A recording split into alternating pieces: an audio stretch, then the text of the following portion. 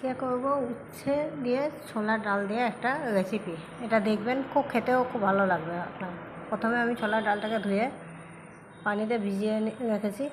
কিছুক্ষণ পরে আমি সেদ্ধ করতে দেবো গ্যাসে। এটাকে কিছুক্ষণ সিদ্ধ করে নিলাম। ছোলার ডালটা সেদ্ধ হয়ে গেলে আমি এটা জলটা ছেঁকে নিয়ে এবার আমি ছোলার ডালটাকে কিছুক্ষণ সেদ্ধ করে নিলাম। এটাকে আমি চচ্চড়ের জন্য কিছুটা তেল নিয়ে নিলাম কড়াইতে, সর্ষের তেল।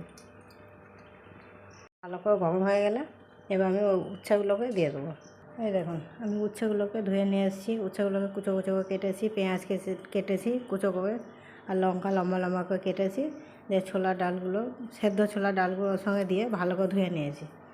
এবার কারণ সেদ্ধ ছোলার ডালে অনেক ফেনা মতো থাকে, ওই ফেনা টেনা সমস্ত ধুয়ে উচ্ছের সঙ্গে একসঙ্গে করে দিয়েছি। পেঁয়াজ, লঙ্কা, উচ্ছে কুচো আর ছোলার ডাল, এর সঙ্গে আমি হলুদ দেবো, লঙ্কা গুঁড়ো দেবো, জিরে গুঁড়ো দেবো, দিয়ে ওই সর্ষের তেলটার মধ্যে দিয়ে লবণ দিলাম, দিলাম জিরে গুঁড়ো দিলাম, আর অল্প একটু লঙ্কা গুঁড়ো দিলাম। ওগুলোকে আমি তেলের সঙ্গে ভালো করে মিশিয়ে নিলাম।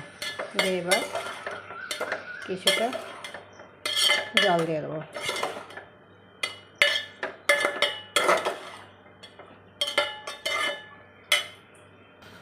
এবার আমি কিছুটা পানি দিলাম, ভালো করে নেড়ে দিলাম। এবার এর সঙ্গে দেবো একটু চিনি।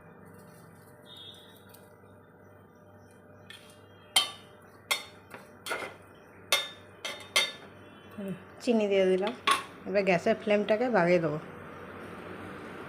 এখন লাস্টে একটু জিরে গুঁড়ো ছড়িয়ে দিয়েছি। এটা দেখতেও সুন্দর হয়েছে আর খেতেও খুব সুন্দর হবে। আমি অনেকবার তৈরি করেছি, অনেকবার খেয়েছি, আপনারা করে দেখবেন। এখন কি সুন্দর হয়েছে উচ্ছেটা।